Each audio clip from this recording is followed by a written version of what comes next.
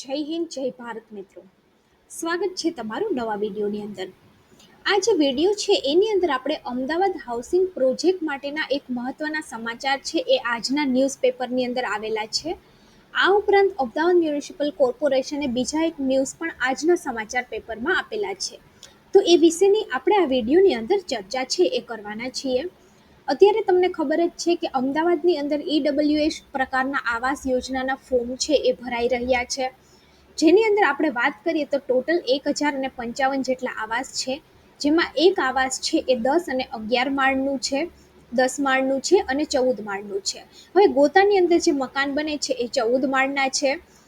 ત્યારબાદ Naroda Dehgam ring road પર જે આવાસ બને છે એ 10 માળના છે, અને નરોડા દહેગામ રોડ ઉપર જે આવાસ બને છે એ 10 અને 11 માળના છે।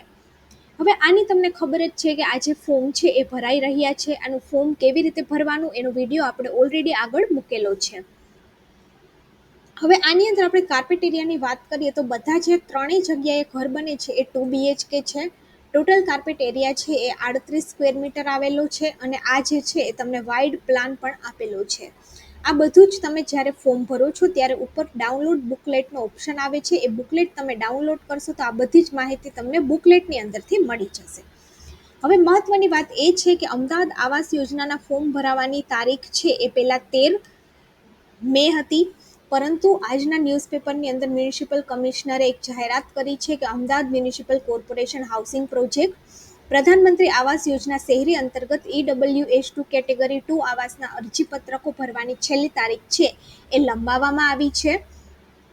પ્રધાનમંત્રી આવાસ યોજના અંતર્ગત અમદાવાદ મ્યુનિસિપલ કોર્પોરેશન દ્વારા બાંધવામાં આવી રહેલી આર્થિક રીતે નબળા વર્ગના લોકો માટે EWS2 પ્રકારના આવાસ માટે ઓનલાઈન અરજીપત્રક ભરવાની જે છેલ્લી તારીખ છે એ 13/5/2024 સુધીની છે, પરંતુ ટેકનિકલ મેન્ટેનન્સ કરવા સારું અમદાવાદ મ્યુનિસિપલ કોર્પોરેશનનું સર્વર છે એ 4 દિવસ સુધી ડાઉન રહેલ હોવાના કારણે અરજીપત્રક ભરવાની જે છેલ્લી તારીખ છે એ લંબાવવામાં આવી છે, અને હવેની જે છેલ્લી તારીખ છે એ 17/5/2024 છે।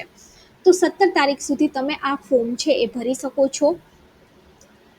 ત્યારબાદ આ બીજી એક ન્યૂઝપેપરની અંદર આવેલું છે કે assessment and tax collection department કે દર વર્ષની જેમ આ વર્ષે પણ મ્યુનિસિપલ પ્રોપર્ટી ટેક્સની અંદર 2024 અને 25ના એડવાન્સ ટેક ઉપર વળતરની જાહેરાત છે આપવામાં આવેલી છે। જો તમે ટેક્સ છે એ એડવાન્સની ભરી દો તો તમને એની અંદર કંઈક વળતર છે એ આપવામાં આવે છે। આ જે વળતરની યોજના છે એ 9/4/2024થી લઈ અને 31/5/2024 સુધી છે, અને આની જરૂરી વિગતો છે એ અમદાવાદ મ્યુનિસિપલ કોર્પોરેશનની વેબસાઇટ www.ahmedabadcity.gov.in ઉપર ઉપલબ્ધ છે। આ જ વેબસાઇટની મદદથી તમે EWS2 પ્રકારના ફોર્મ પર ભરી શકો છો।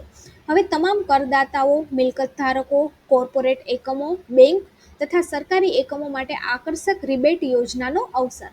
આની અંદર જો એડવાન્સની અંદર આપણે ટેક્સ ભરતા હોય તો અમુક રિબેટ સિસ્ટમ આવતી હોય છે, અને અમુક વળતર છે એ પણ મળતું હોય છે। તો આ બંને છે એ અમદાવાદ મ્યુનિસિપલ કોર્પોરેશનના એક મહત્વના સમાચાર છે આજે આવેલા હતા, જે મેં તમારી જોડે શેર કર્યા। આ ઉપરાંત બીજા 10મા ધોરણના વિદ્યાર્થીઓ માટે પણ છે કે જે વિદ્યાર્થીઓ પરીક્ષાના રિઝલ્ટની રાહ જોઈ રહ્યા છે, તો 10મા ધોરણનું જે રિઝલ્ટ છે એ 11 મેના દિવસે જાહેર થવાનું છે। તો જો વિડીયો સારો લાગ્યો હોય તો વિડીયોને લાઇક કરી દેજો, અને વિડીયોને બીજા લોકો સુધી પણ શેર કરી દેજો।